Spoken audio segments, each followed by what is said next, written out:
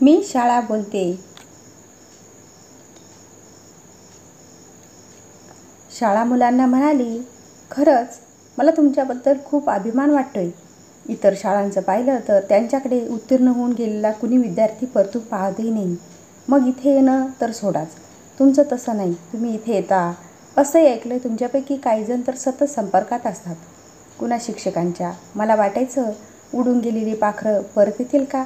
पण तुम्ही येता. छान वाटतं.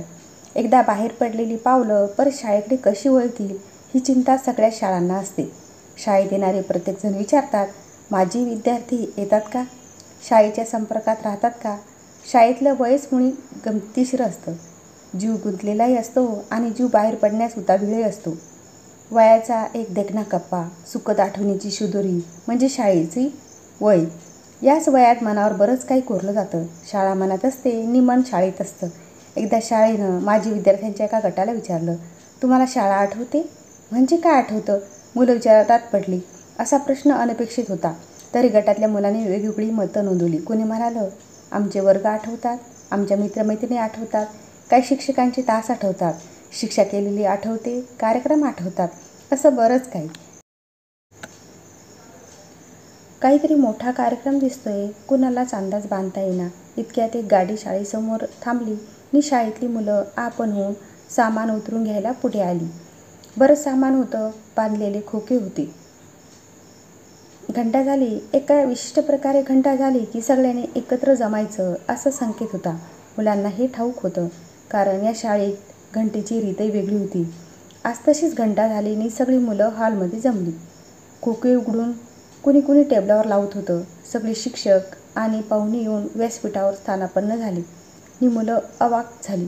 कारण ज्याला पाहुणे म्हणून औपचारिकपणे संबोधलं गेलं तो तिसरा कोणी नव्हता तर जवळच्याच गावातला एक विद्यार्थी होता. छोट्या गावात सगळेच एकमेकांना ओळखतात.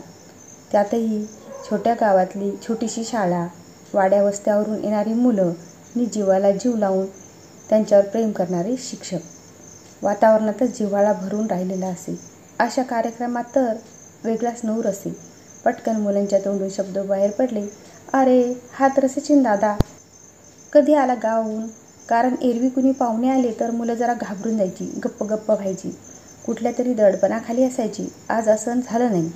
कारण काय सचिन दादानं केलं काय? आणि आपण सगळे का जमलोय? मुलांच्या मनात किती प्रश्नच प्रश्न नि मग सगळ्या हलभर फक्त चिवचिवाट, किलबिलाट. सरही आपल्या आपल्या कामात दंग. त्यामुळे मुलांना दंगा करायला मस्त वेळ मिळाला होता. या शाळेचं नको तिथं गप्प बसण्याचं बंधन नव्हतं.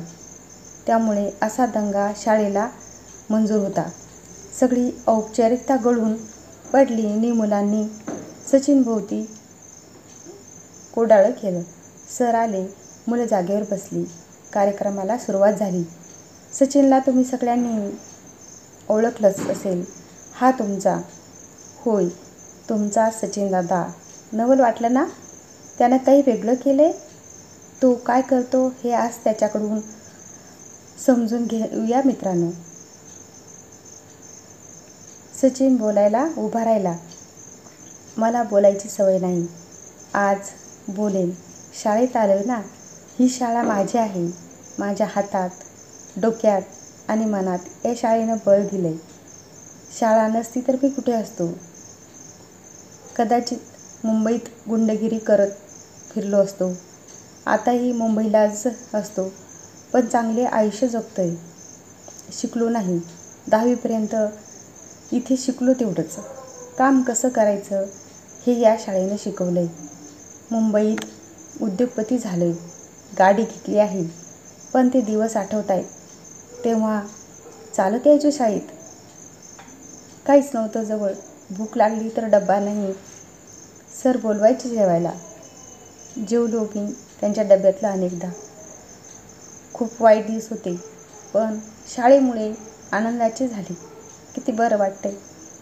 इथं आल्यावर तिकडे उंच उंच इमारती असतात. पण जीव सारखा घाबरलेला असायचा. कुणाकुणाची दमदाटी. खरं सांगतो पोरांनो, मुंबईत एकटं वाटलं की गावाकडे येतो. गावाला आलो की आता सगळे दूर जातात. मीच शेठ झालो म्हणून. मला नाही वाटत असं, पण लोकांना वाटतं. त्याला काय करू? पोरांनो, आज तुम्हाला वह्या, पेन, रंगपेट्या, कंपासपेट्या, पुस्तकं असं सगळं घेऊन आलो आहे. मुलांचं लक्ष टेबलावरच्या साहित्याकडे गेलं आणि मुलांचे चेहरे तर खुललेच. ते सचिनकडे वेगळ्या भावनेनं बघू लागले. साहित्याचं वाटप झालं. प्रत्येक मुलाच्या हातात नवं सगळं साहित्य पाहून शाळेला आनंद झाला होता. एवढ्यावरच थांबणं नाही झालं. सचिनने शाळेला रोख देणगी दिली आणि सरांना म्हणाला, यातून गरीब विद्यार्थ्यांचा खर्च मी करणार, तुम्ही नावं कळवा. मग नेहमीप्रमाणे या शाळेतला प्रश्नांचा तास सुरू झाला. शिवाय आज प्रश्न विचारणं जड जाणार नव्हतं, कारण सचिन त्यांच्या ओळखीचाच होता. मुलं प्रश्न विचारत होती. सचिन बोलत होता.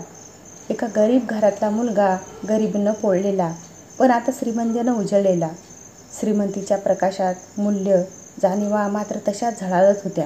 म्हणून तर खूप कष्ट करून मुंबईच्या त्या वेगळ्या जगात तो स्थिरावला होता. नवे व्यवहार करताना ताणतणावानं अस्वस्थ होईल, तेव्हा त्याला गावाकडच्या या शाळेची आठवण होईल. शरीरानं शहरात, मनानं गावात. गप्पा सुरू झाल्या. वेळ होती सचिन दादाला प्रश्न विचारायची. तू एवढे पैसे खर्च का केलेस? मुंबई झोपडपट्टीत गरीब मुलं राहतात, त्यांना मदत काय नाही दिलीस? तुला मदत द्यावीशी का वाटली? तुला आपल्या शाळेबद्दल काय वाटतं? सगळ्यांचे प्रश्न ऐकून सचिन थोडा गडबडला. त्याला वाटलं नव्हतं की गावाकडच्या शाळेत मुलं एवढे प्रश्न विचारत असतील. शेजारी बसलेल्या सरांना तो म्हणाला, आम्ही बोलायचो, पण नाही, पोरं आता धीट झाली. सर म्हणाले, इतके दिवस हे व्हायला हवं होतं, कारण या प्रश्नांची उत्तरं मुलांना मिळाली नाही तर मग प्रश्न तसेच राहतात. मनातल्या लपून राहिलेल्या गोष्टींना वाट मिळायला हवी. आता आपण शाळेत हा उपक्रम सुरू केला आहे. कोणताही कार्यक्रम झाला की प्रश्नोत्तराचा तास ठेवतो. मुलांनी प्रश्न विचारायचेच.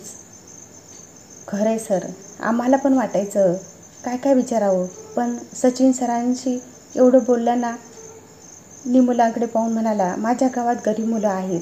गाव आणि शाळा यांच्याशी माझं नातं आहे. पैसे मिळवतो. या शाळेनं माझ्यासाठी काय काय केलं आहे, मला काय दिलं आहे हे कसं सांगू? तुमच्या एवढा असताना एक पाहुणे आले होते.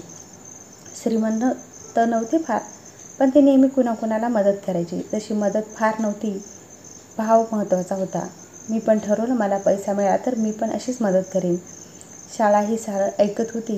न ऐकता ऐकता तिच्या डोळ्यातून आनंदाश्रू आले. माझी लाडकी पिल्लं नुसती माझ्या कुशीत येत नाही, तर तिच्या मनात विचार येत होते. वातावरण भारून गेलं होतं. एक छोटीशी घटना पण मुलांना खूप काही शिकून गेली आणि म्हणत राहिली, मुलांनो, घेत राहावं मी घेतलेलं देत राहावं. व्हिडिओला लाईक, शेअर आणि चॅनलला सबस्क्राईब करा. पुन्हा भेटूया उद्या एका नवीन व्हिडिओसह. धन्यवाद.